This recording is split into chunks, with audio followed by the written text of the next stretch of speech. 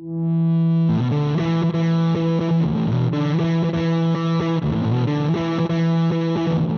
and gentlemen, boys and girls, welcome to the episode of Tatami Talk. My name is Juan. This is my co-partner Anthony. This is another judo podcast for judo players by two judo players. So, Anthony, how you feeling today? I'm asking that because today Anthony actually went to a judo tournament early in the morning. It's actually still going on right now as we speak. Yeah.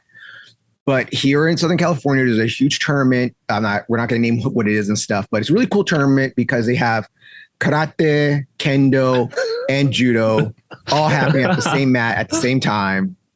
I just like how I was like, I'm not going to name what tournament it is. And then you're like, I wonder what other tournament that's held in Southern California once a year that has kendo, judo, and karate.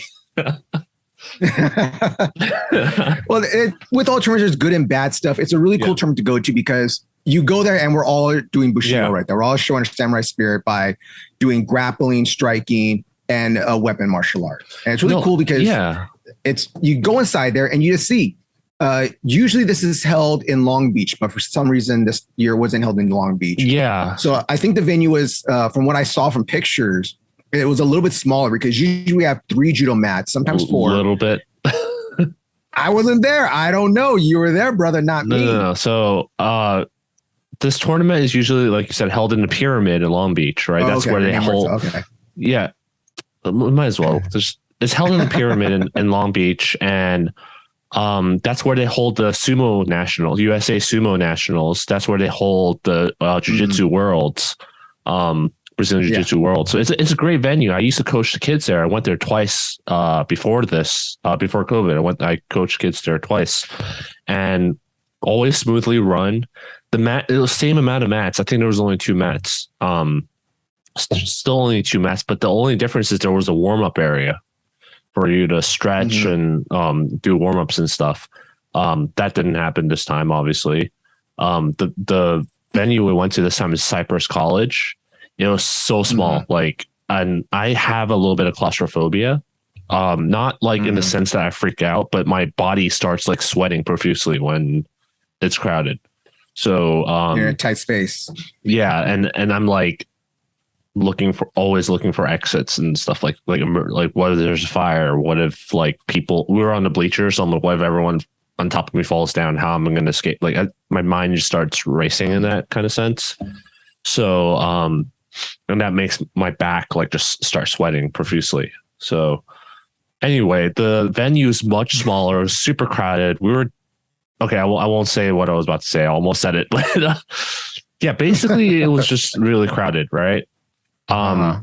We should make a premium Patreon thing where I say we reveal what I was about to say or something like that. We'll create a Patreon. We just talk shit.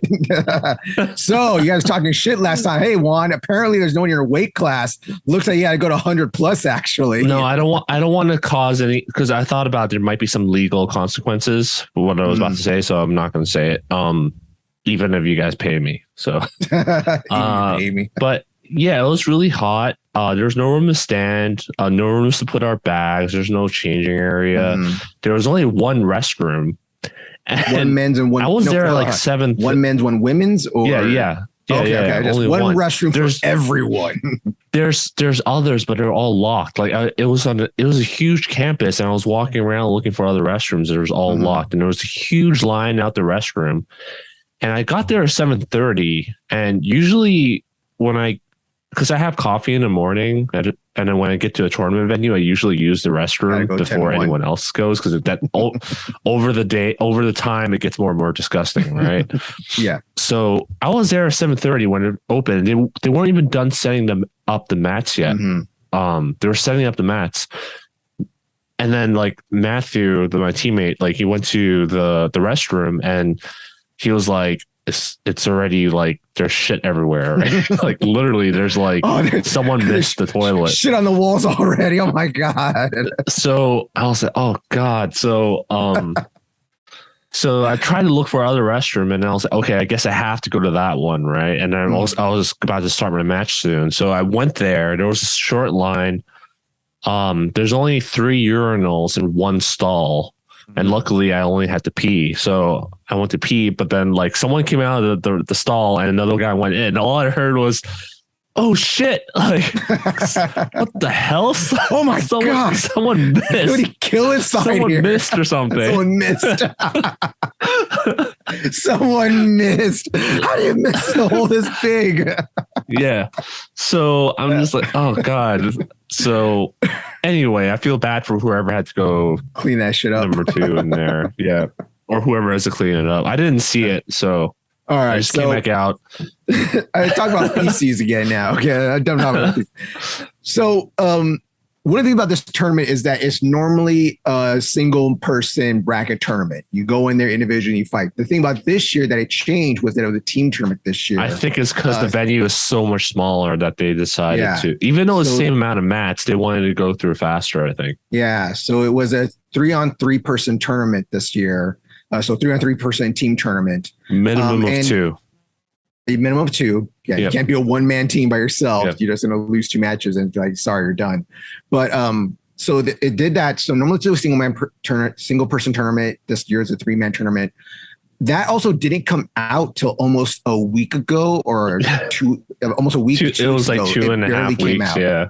Yeah. Cause we're just waiting. Like, look, First tournament just came up the day after Golden State Open. I mean, no, Golden State game, California State Games. Mm-hmm. So the day of California State Games, they put up a thing. They're like, "Oh yeah, we're having We're having this tournament at this time." And it's like, what? Like this is a month away, or a little less than a month away. It was really fast. It was like this is a little less than a month away. We're actually going to do this.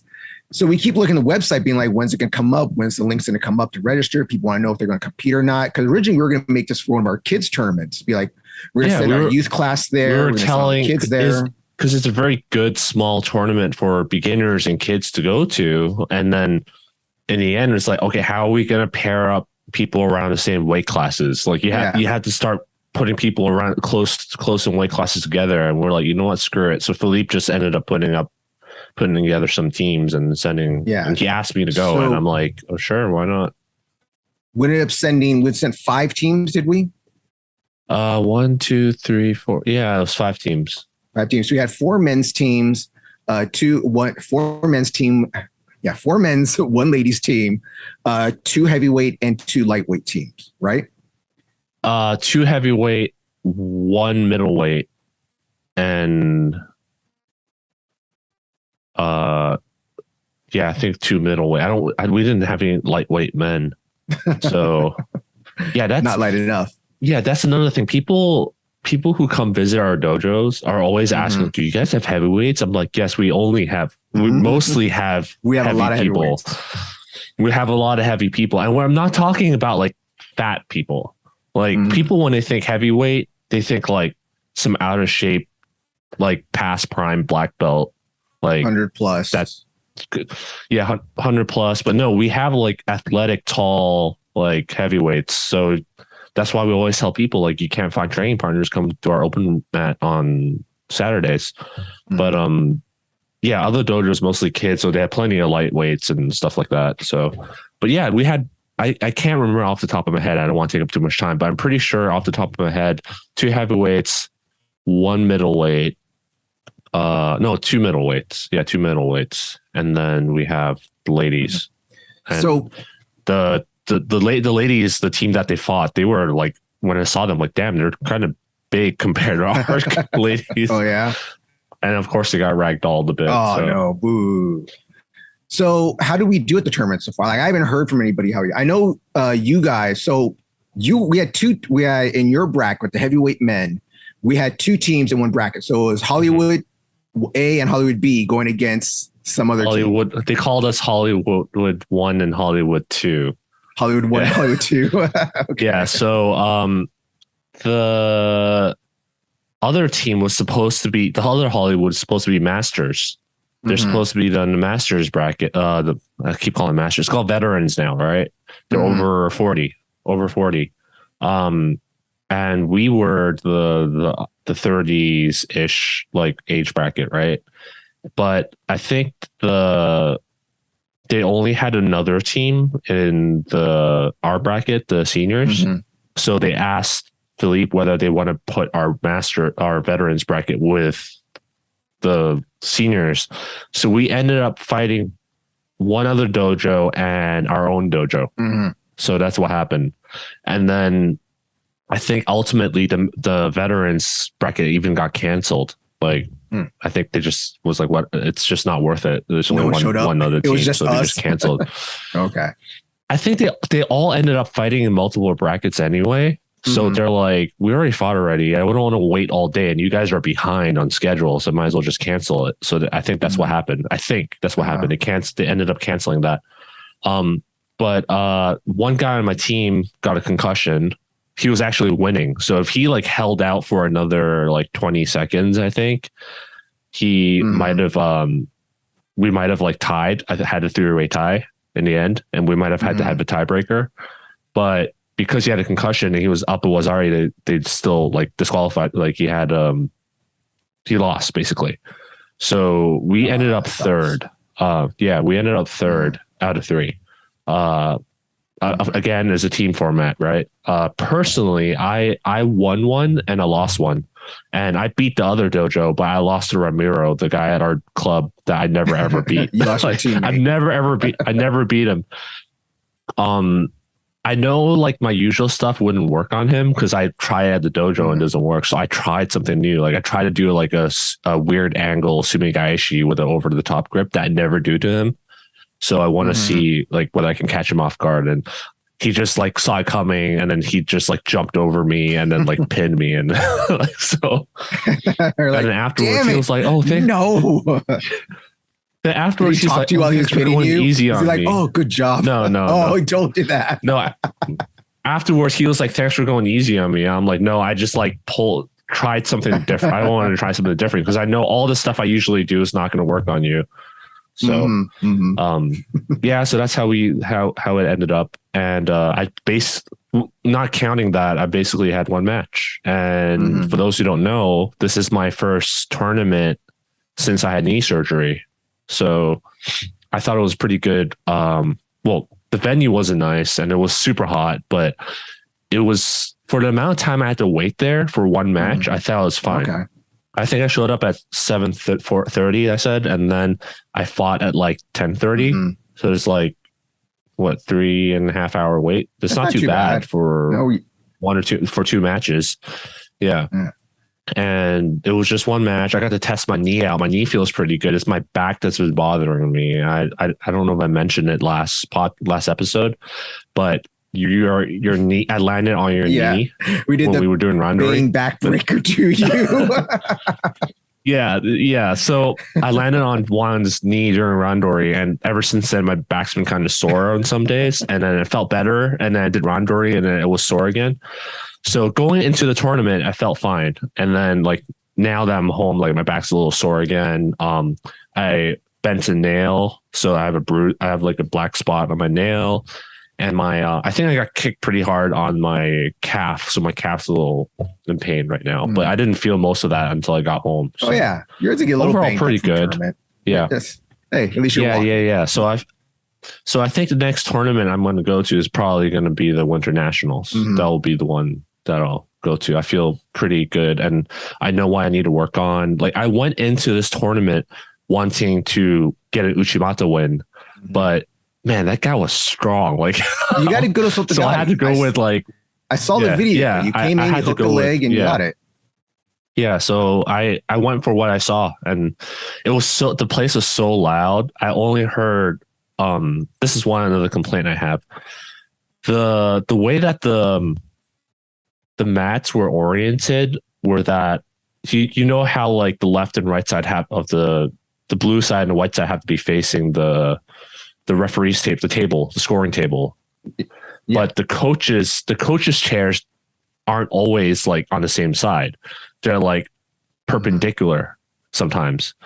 And when they're perpendicular, only one athlete, the athlete that's closest to the coach's chair, can hear the coaches talk. And the guy on the far side cannot hear the coaches. So when I was on the far side, I couldn't hear a single word that Philippe was saying.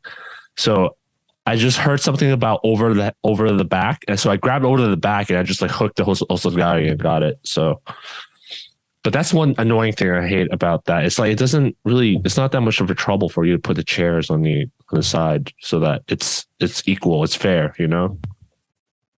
Mm-hmm.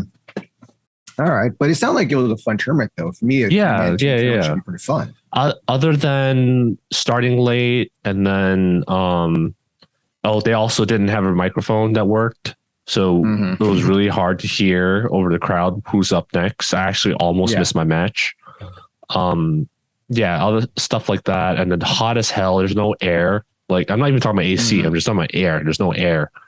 And so there was no windows, like doors open or anything. There's two doors open. There's two doors open.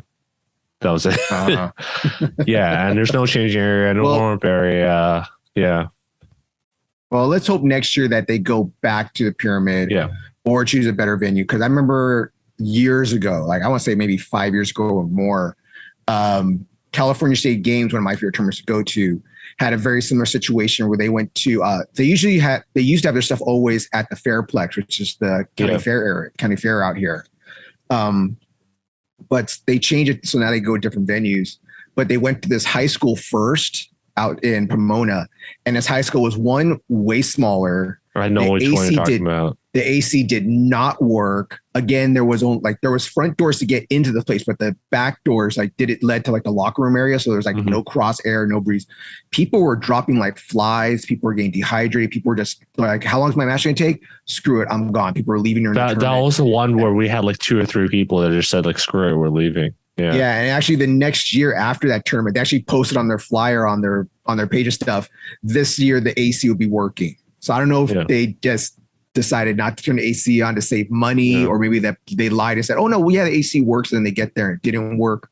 But it's a serious thing right now. California in the summer during August, we're at 90-degree weather. You're inside the building, so it's gonna be at least inland too. Like if they're holding it in like the closer to the west side, then it'll be 10 degrees cooler. But no, they're like holding it inland. So let's hope next year it's either back at the pyramid or at a better venue, or they at least turn the AC on next year. Yeah, at the very least, we didn't have to wait that long, right? And then on the other hand, we had some new members that signed up. Like we have a new member from Russia. He did really well.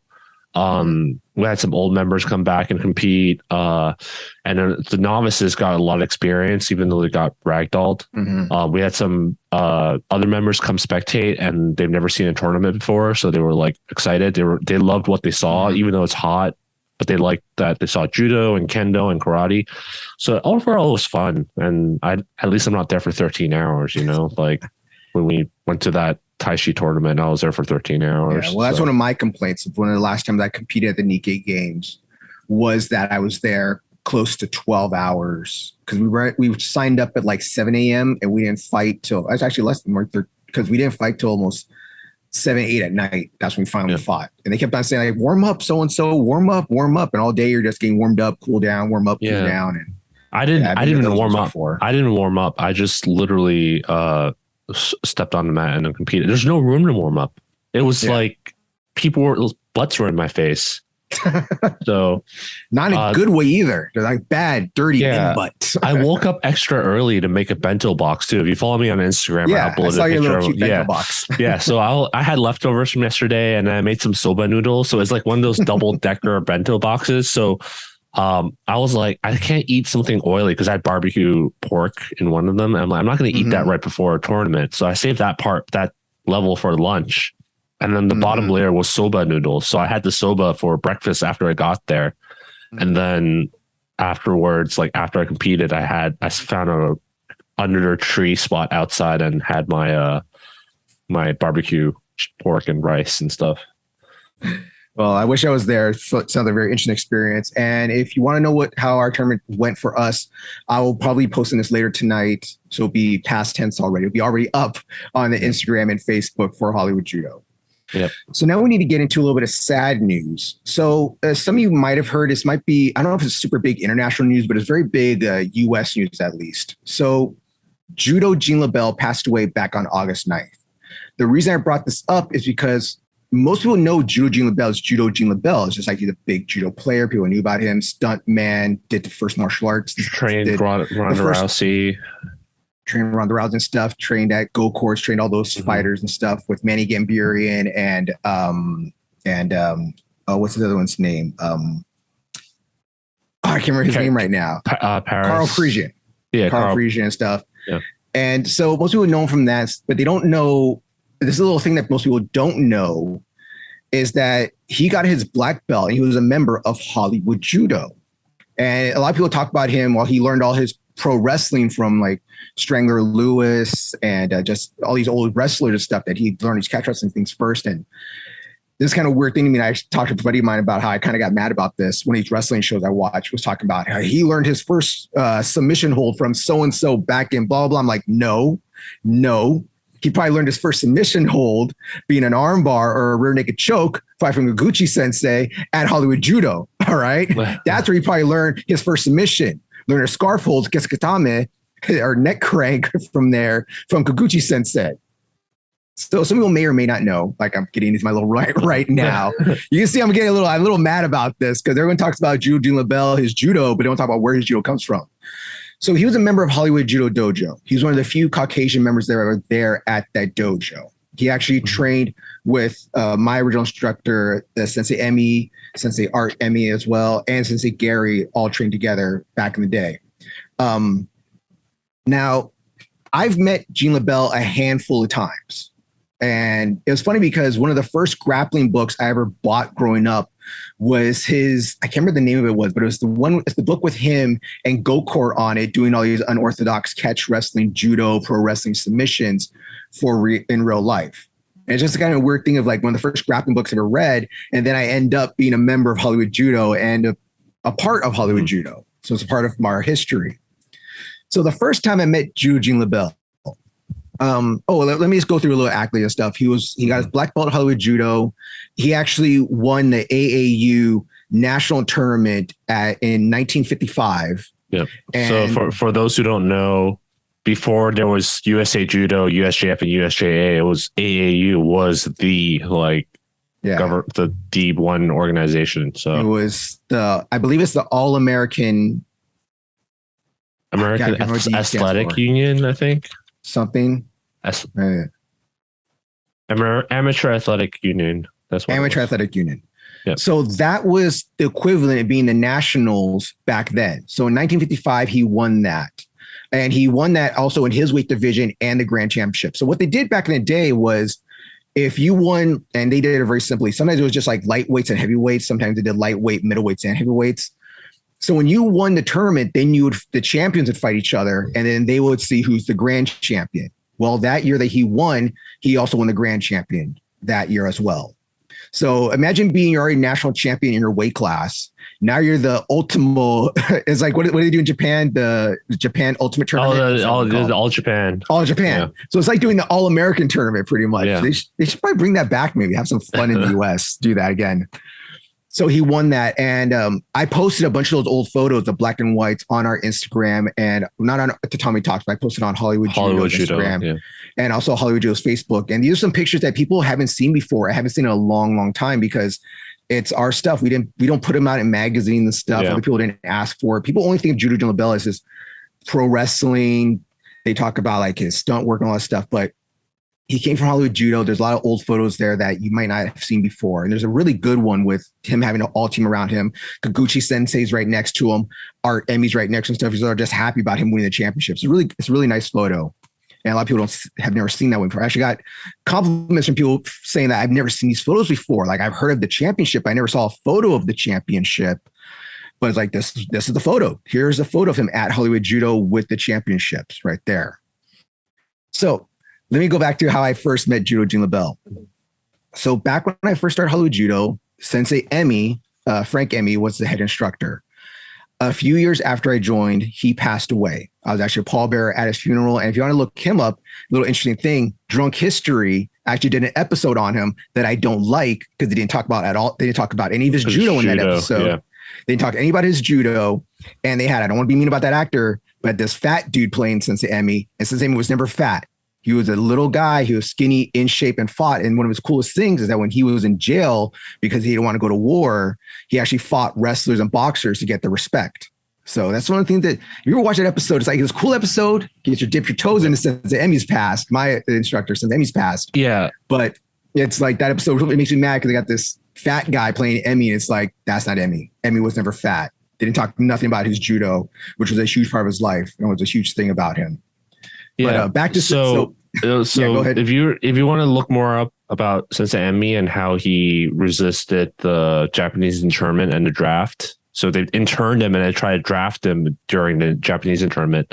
You can look up Frank Emmy on YouTube. There's plenty of interviews they have with him where he talks about judo, actually, and also the Heart Mountain Fair Play Committee. So just if you're curious, just look up that on YouTube. It's like pretty interesting. So, So when Sensei Emmy passed away, I was working on this TV show, and it was really weird. So MTV used to have this TV show called The Valley. I think it was called The Valley. And it's going to sound very familiar to me because it's going to sound very familiar to some people because there's actually a movie that just came out right now on Netflix that's like very similar to this concept.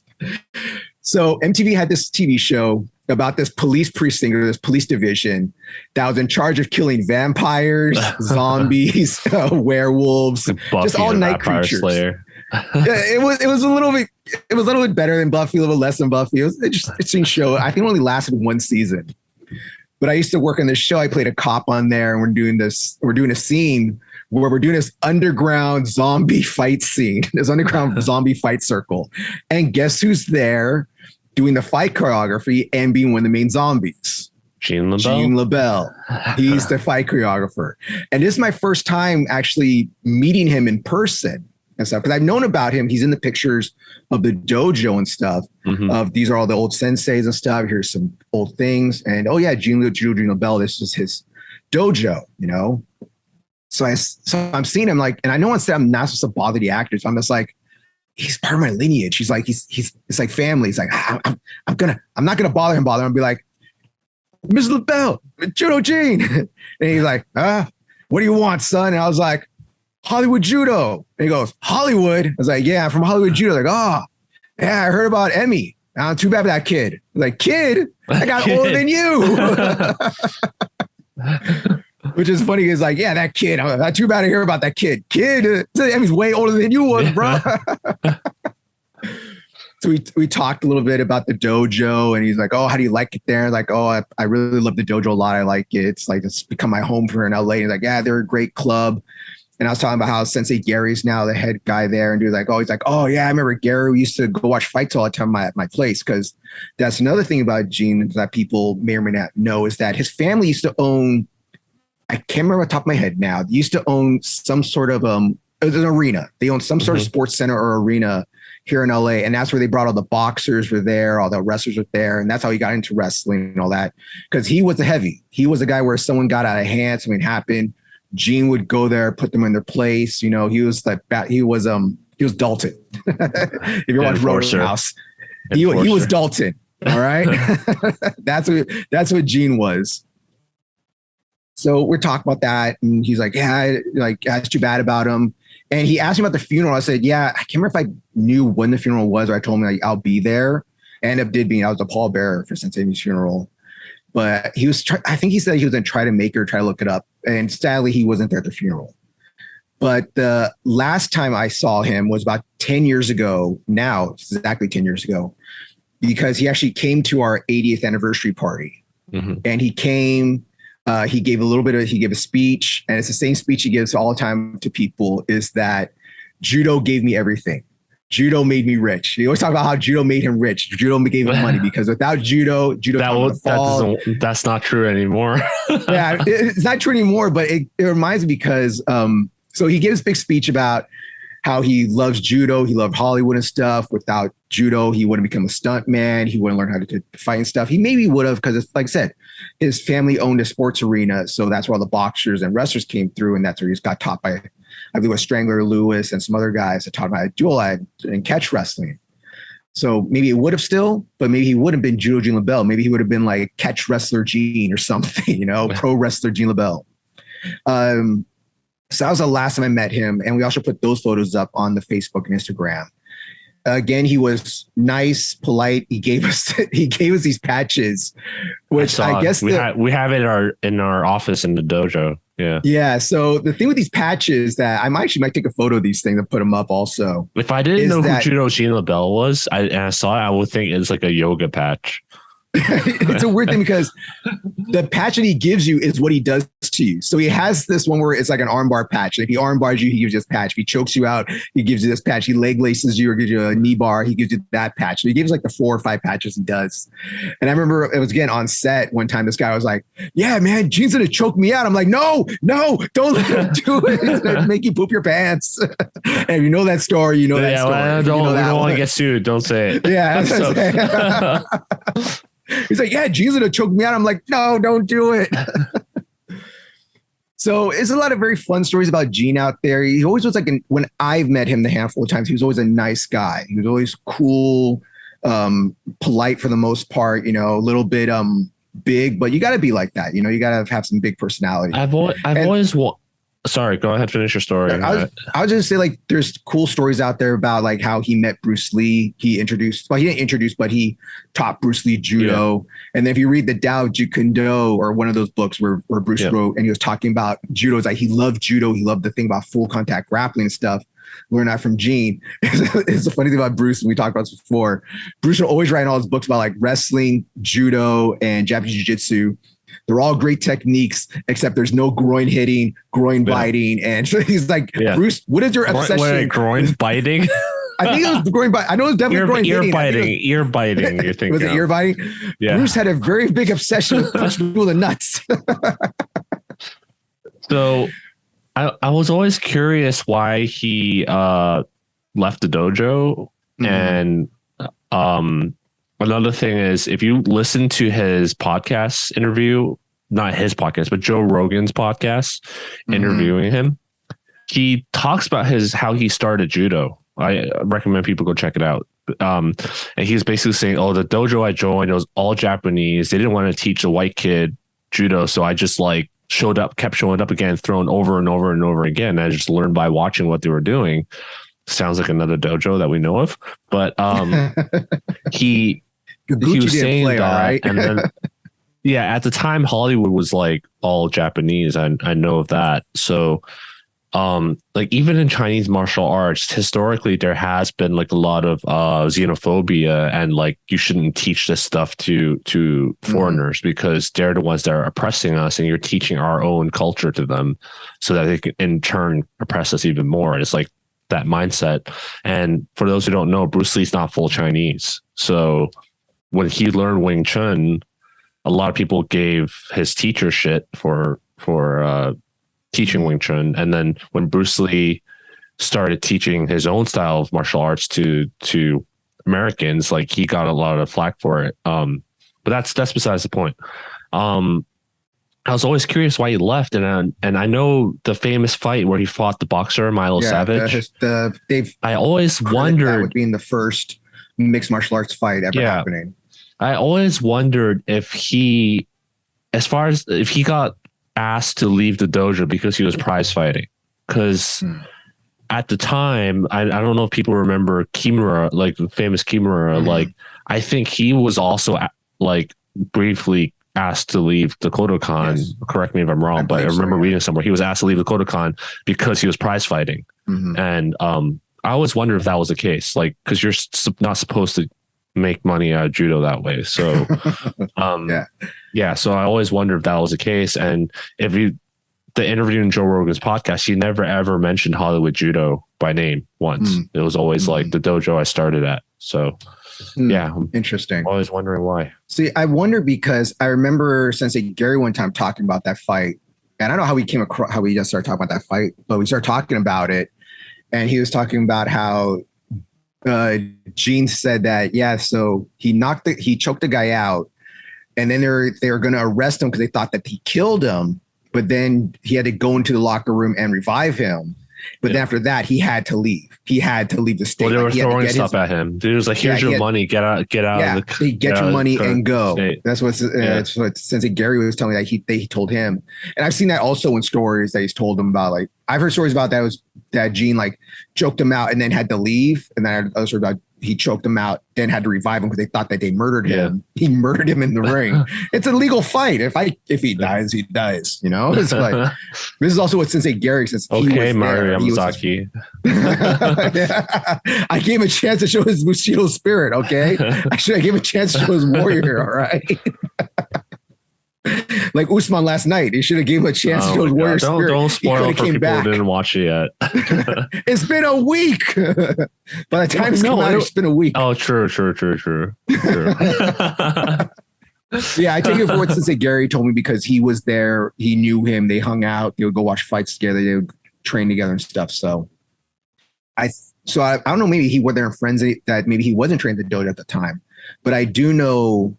I will say this, and this is again like I don't know the exact timeline of everything because I didn't super research it because I didn't want to get into the crux of things. But when Gokor came to America, Gokor was a sambo player and only did judo because there was no sambo out here.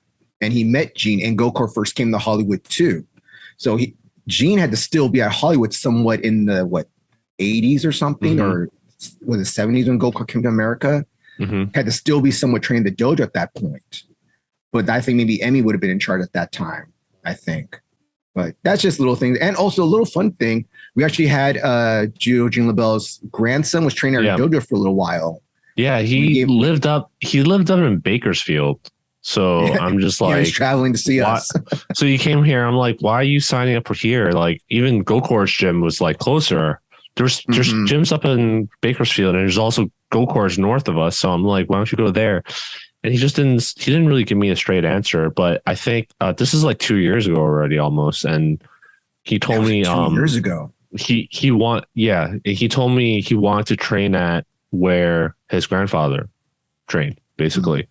And he stopped showing up after 2 months though, but he hurt his knee. He hurt himself. Oh, okay. And then he also said, like not Gokor, Gene LeBell was like not at that time already. He was like kind of on the decline and not doing very well. So, So that's our story about Gene LeBell. Look him up if you hear about his judo stuff. He learned judo at Hollywood Judo under Kikuchi Sensei. His training partners was Sensei Emmy, Sensei Art Emmy, and Sensei Frank Emmy and stuff. Some of the other guys, and he was one of the few and only Caucasian people that trained at Hollywood and was training judo at that time. You know, other than that time, if you wanted to train judo, you had to be in the Air Force for the most part because all the Americans that were it was part of the Air Force. Criteria. I think they all had to do judo at that time. So, Anthony, is there anything else you want to talk about Judo Gene? Any stories you know? I wish I actually had met him, but everything I've heard from him is like great stories, even though it might not be exactly following the judo spirit or judo guidelines at the time. But that's what makes him. But that's what makes him so good at what he does is because he went out and did his own style of grappling, and I can totally appreciate that. So, the thing I was thinking about was it was an interview with what's Ronda Rousey's friend's name? I know, I heard her. So one of her friends, her best friend, like one of her best friends, like the one that does pro wrestling, also the one that she's you're asking the wrong dude. I know, you're asking the wrong person. She was in the UFC and now she does pro wrestling now. God, I can't remember her name off the top of my head right now. And I don't want to look it up. I remember an interview she did because she trained also Judo Gene LeBell was that Gene told her that she had to get out of MMA because out of all the money, it was like, I've made no money from my real fights. All my money comes from my fake fights. Telling her, it's like, you're not making money pro fighting, okay? You're not sustaining a good lifestyle this way. But if you go into pro wrestling or doing some stunt work, doing some fake fighting. It's funny how sadly true that is. It is. It is. I wish I could make more money doing some fake fights. Please hire me as a stunt man. If you go on like some of the, how do I word this nicely, the idiotic parts of the martial arts subreddits online, people will be like, we're going back to judo and UFC. They're like, where are all the top level judokas in MMA? Why aren't they fighting MMA? That's why judo doesn't work in MMA. I'm like, how much do you get paid in MMA? Like, I was like, other than in America, almost every other country, you make a lot of money doing judo at top level. Why the hell would you go? You get stipends. Why would you go get? You get stipends. If you're in Mongolia, if you get an Olympic medal, you get like a salary for the rest of your life. I think they recently talked about taking that away, but that was a thing for a while. You get sponsorships and like there's all these. You make money. I mean, even if you're not top tier, you can make a decent amount of money, right? Why would you go to UFC and get punched in the face for like $8,000 a fight or something like that? When you're making $8,000 a month, not even. That's pretty. You're making $8,000 a month off of your, and that's before taxes and before paying your trainers and all that stuff. Like, people don't think about this. It's like, why the hell would people go do that for less pay and brain damage, like, so that they could prove that judo works in MMA? Like, what? One of the go-tos, and it's, I can't remember who brought this up, and I always go to it also. But like, look at Teddy Riner. He gets paid by his country to train and be on the national team. He gets paid a huge amount of money, a huge stipend, or he's sponsored by Under Armour. Yeah, he's legit sponsored by Under Armour in France. He's gotten a championship money from all his tournaments he's won, gold medals, world championships.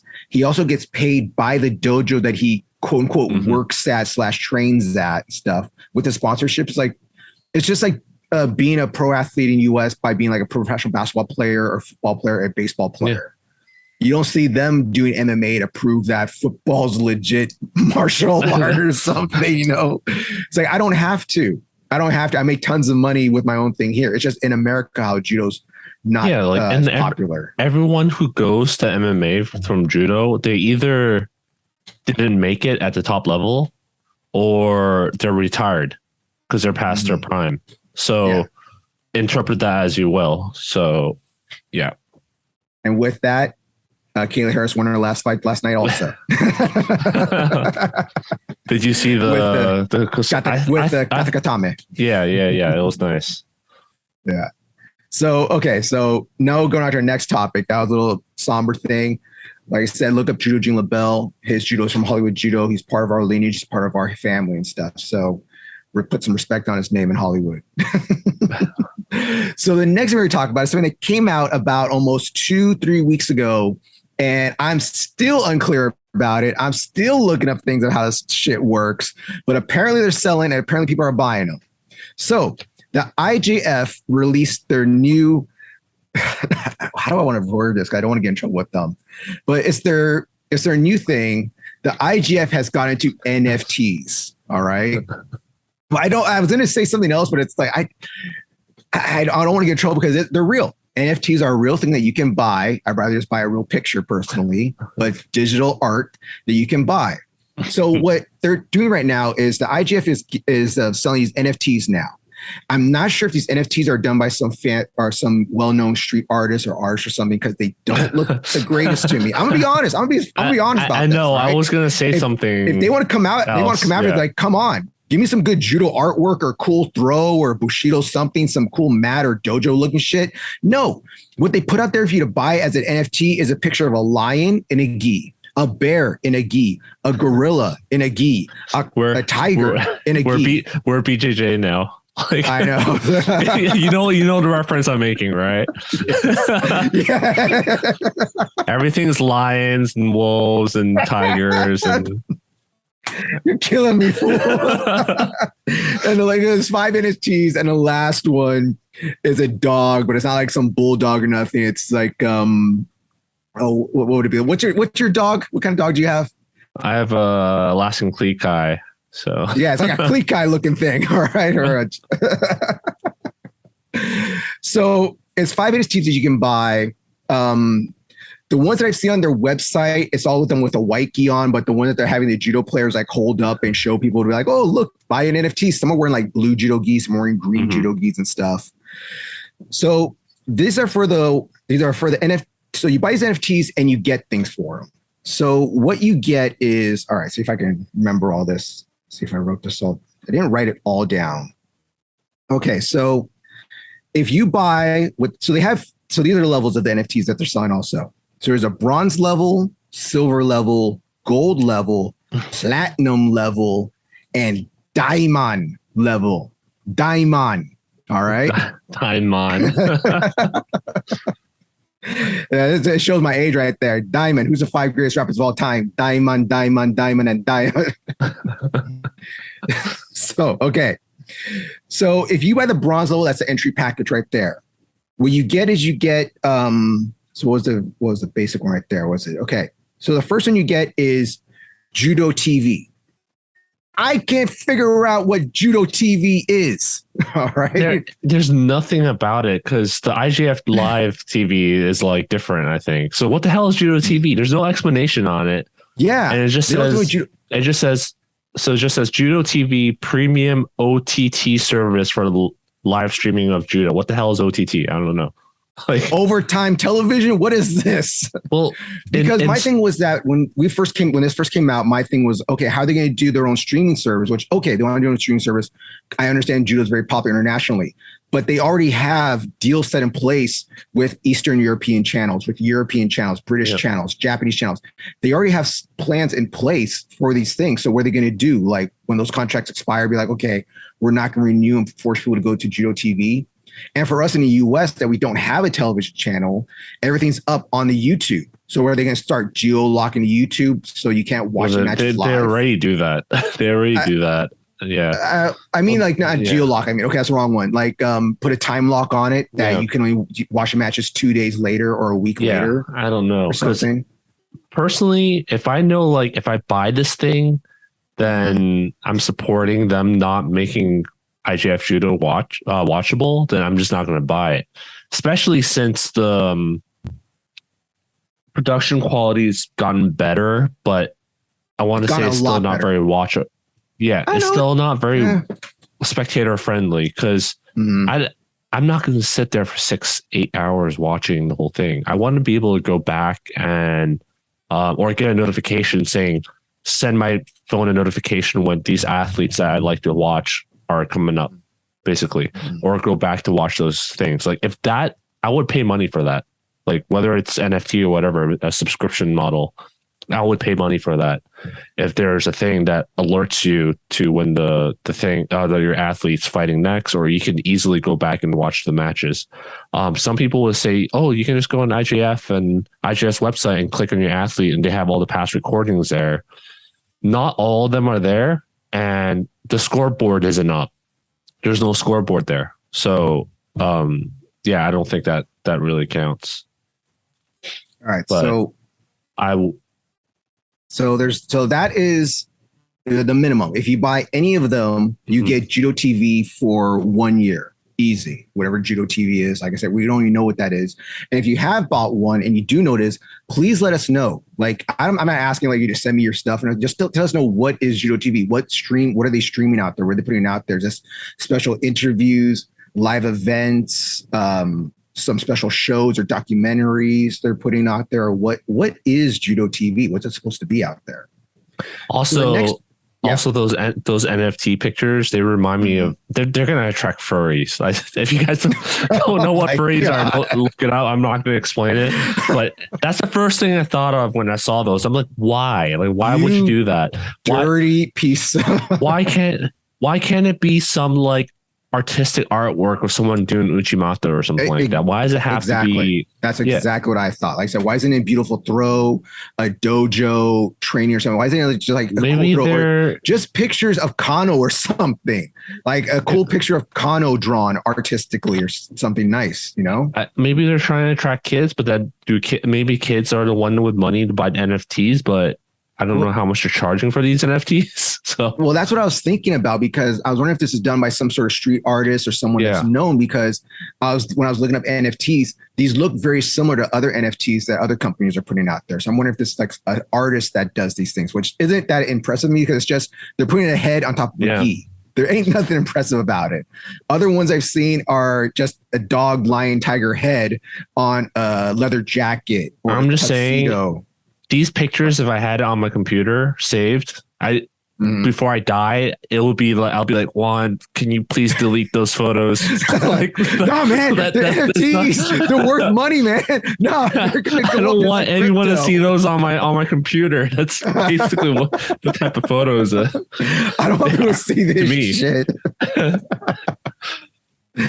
All right, so any NFT you buy, you didn't get Judo TV for 1 year. The next one is a pass for all World Judo Federation events. JT, so World Judo Television TV events. What is that? Again, is that I get a ticket? And these are done. That one's done kind of weirdly. I think it's WJT's World Judo Tour. I think. Okay, World Judo Tour. So that one's done a little weirdly. So this is why I get at my work one pass. At my work, you can't assume people when I write documentation. You can't assume people know what these freaking acronyms mean, because a lot of times they overlap or duplicate. So yeah, so they had one that was up earlier when they first put it out there that was much more easier to read and understand that I liked before, and then they changed it to this new one that I was looking at, and I was like, they made it more confusing to read, to me at least. It's just, and that was, so you get that pass, and for bronze you get 1 year service to that. If you buy silver, you get 2 year service, gold 3 years, platinum 3 years, and then diamond 3 years. So does that mean that I get a pass to one event, or do I get a pass to all the events? Do I have to let them pre-know that I'm going to this event? Is this that when the event's in my country, I get to go to it? And the reason I say that is because the one after that, you get, what was the one after that? It was, come on, phone, work for me here. I did not take a picture of it. I may have missed it. So the last one, I think that was the last one, unless I'm missing it. So what was the picture after that? Because on here I have the gold, Judo platinum, TV, diamond, the VIP pass, pass for all the judo events, VIP, and pass. then there's the VIP pass. Yep. And the VIP pass is only available to diamond members and platinum members. Yep. So the VIP pass, I assume what the VIP pass is. Well, you'd assume that you probably got front row, maybe get to meet the players. I better be able to get Shohei Ono's bathwater. You dirty. Man, you dirty. You remember that scene where the guy throws the jerseys on top of the kid's head and stuff? Hey kid, have this. His bathwater, his toenail clippings. He's to take off his gi top. Hey kid, have this.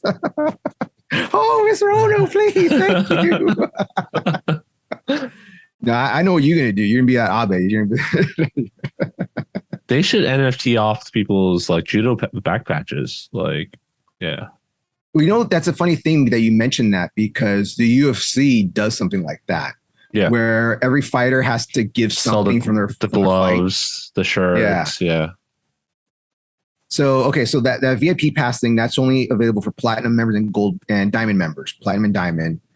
So I'm assuming that you get to go to an event. I'm assuming the event's gonna be free to go to. And maybe you get backstage passes. You get to go meet people, meet and greets, meet autograph pictures and stuff.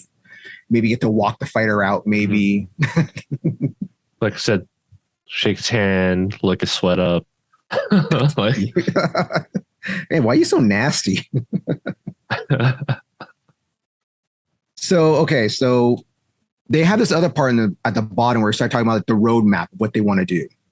Do you have that part up right there? I don't have it. I don't have it. Okay, so I'll try to go through. Are you talking about the minting process?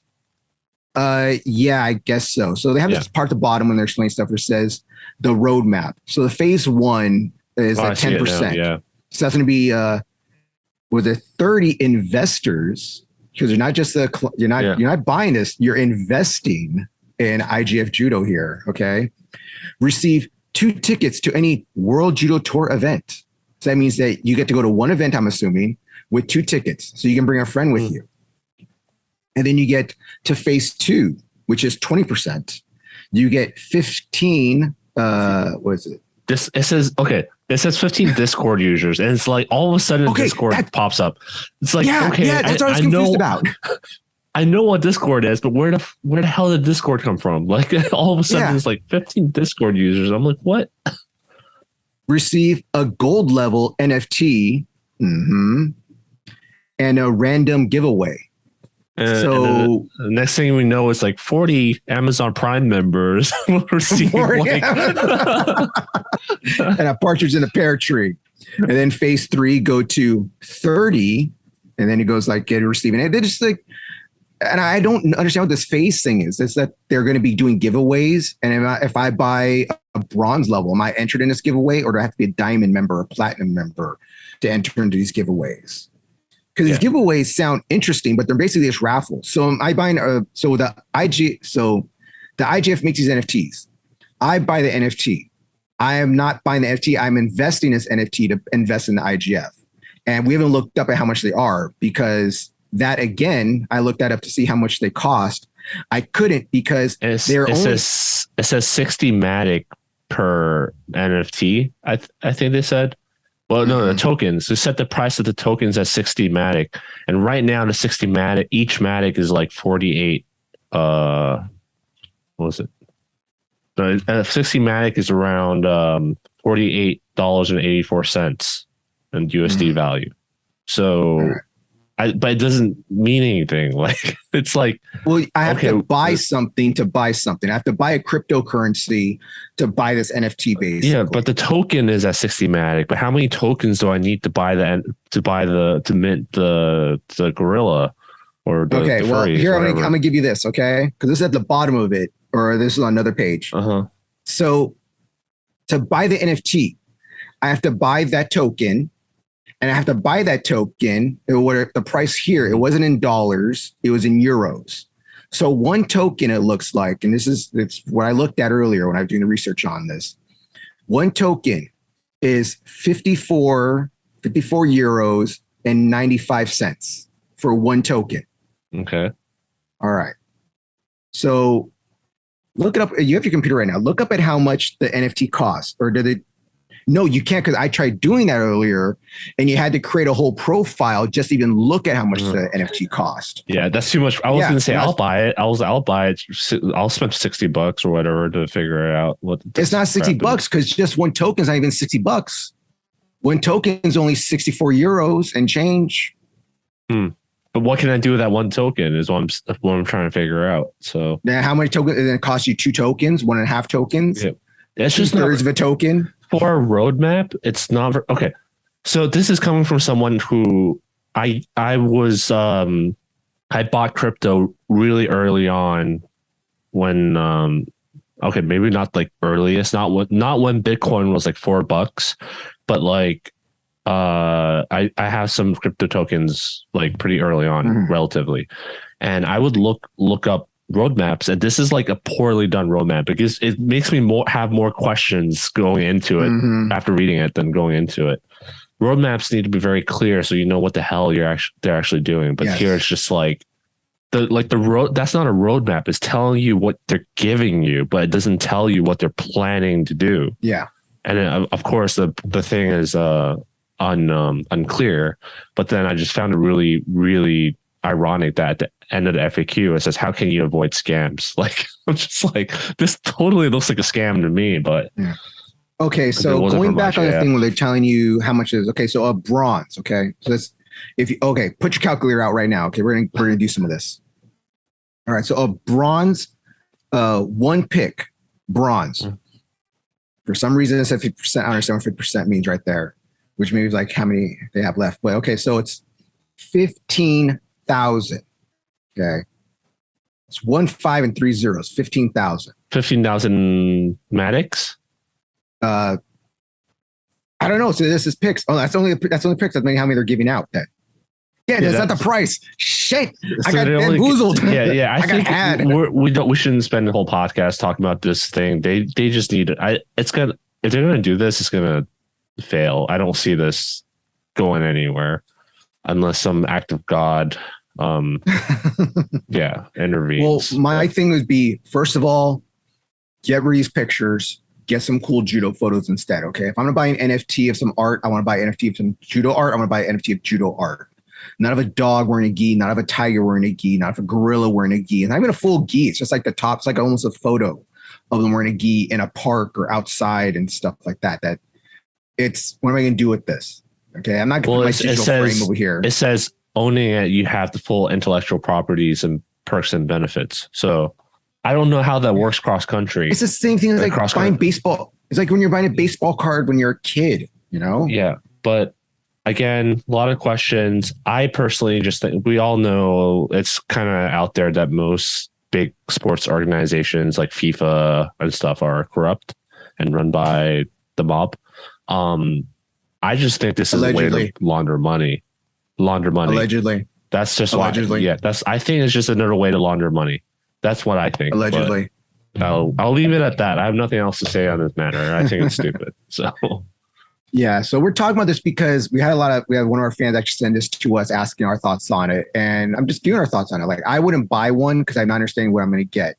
It sounds like if I buy bronze, like I would maybe, if it wasn't too expensive, buy a bronze just to figure out what this Judo TV is. Yeah, that has me curious. Like that's what got me curious. If I buy silver and I get Judo TV and then I get 2 tickets or 1 ticket to an IJF tournament, does that mean I have to fly to Canada? Because that'd be the closest one to us, be the one in Canada.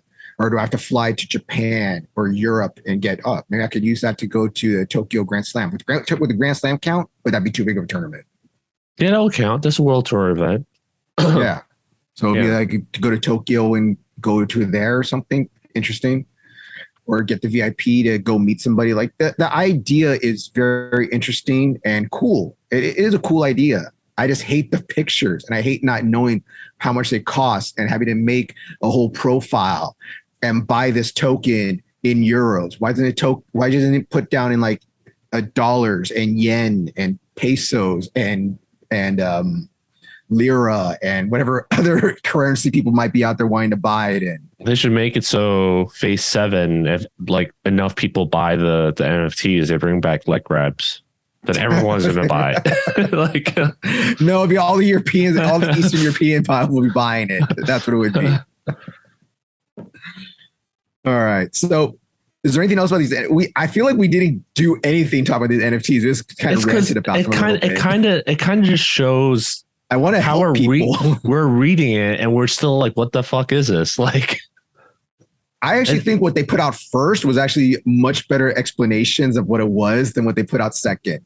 Because the second one they put out, the one that when I was finally doing the full research, I was like, oh, I'll give it a few weeks and we'll have some better stuff out. It seems less information, more vague with the secondary. Maybe I'll join the Discord because I found the Discord link. So maybe I'll join it and come report back next episode, see what the hell they're talking about. But what is this Judo TV?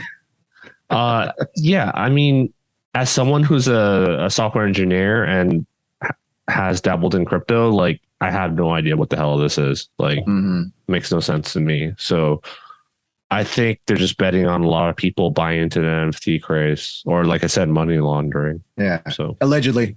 Yep. Allegedly. And if you have bought one, let us know what it is, how it works, and which system do they make you buy it on? Because I know a lot of these NFTs, you have to buy them on a specific system to put them on a thumb drive or put them on your hard drive. Well, that's a cold store. What are you thinking of is cold storage? Yeah. I put all my stuff on a paper storage. Like literally, I have pieces of paper that it acts as the wallet with your basically. Barcodes. yeah, because I have backups obviously, but like. If the flash drive fails, then you're screwed. So that's where you get those special titanium something ones. No, you need multiple flash drives then if you're going to do that. But yeah, again, that's stupid. So. Yeah. So let us know if you've bought one. Please give us information. I really want to know what this stuff is and how it worked out for you. And what do you guys think of the pictures? That's the one thing. Is this something you guys willing to? It is an investment. It is, you're supporting judo, but are these pictures worth it?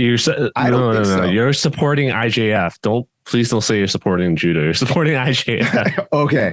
You're supporting IJF. I much rather you just give that much. That's what I want you to do. Okay. If you're going to buy one of these NFTs, I'd much rather you go to your local dojo, judo club, and just give them donation of the money. Okay. Go support the students. Go buy some geese for them. Maybe buy some equipment. Buy some tatami mats, maybe if you can. Okay. Yeah. Go support the individuals. All right. Or as a player that you like, this is something that I've talked about before. to get off topic now. It's getting a little serious right now. Or support a judo podcast.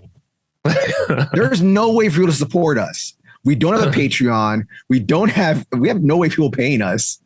So you just gotta buy our NFTs.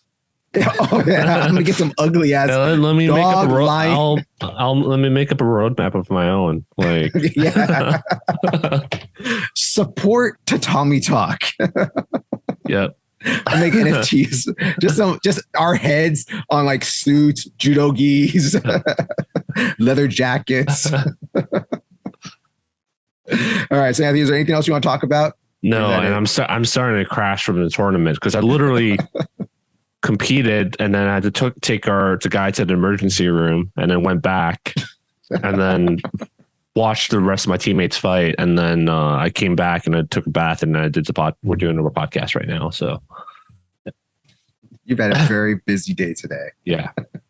I appreciate it. I know our fans appreciate it out there too. So please remember to like, share, and subscribe. You can follow me at @the_Juan on Instagram. You follow Anthony Throws Instagram. You follow our Judo Tatami Talk itself at Instagram at Tatami Talk. You can follow us on YouTube at Tatami Talk, which we have a new video up right now talking about what's in our judo bag. It's a little fun video. And also, if you have any questions, Speaking of the judo bag video, yeah. So for those who forgot, we're bringing back the short videos. Just taking some time to edit them and record them because we had some technical difficulties. I'm using the new camera, check out the new videos. We have the new "What's in Our Bag" video, and in the video you made fun of me carrying that trash bag. The trash bag came into use today. Let's just put it that way. Oh no. Oh, the guy who got concussion. I know the bathroom was busy, but God, no, the guy who got concussion, the medic was like, he might throw up in the car while you drive him to the ER. And I was like, trash bag. Like, boom, I'm set. So with the last one I'm going to put out there, if you have any questions, things you want us to go over, things you want to talk about, like we did about the NFT episode right now, you can hit us up at tatamitalk@gmail.com. So Anthony, with that, is that it now? Yep. All right. So with that, don't forget to slap the mat.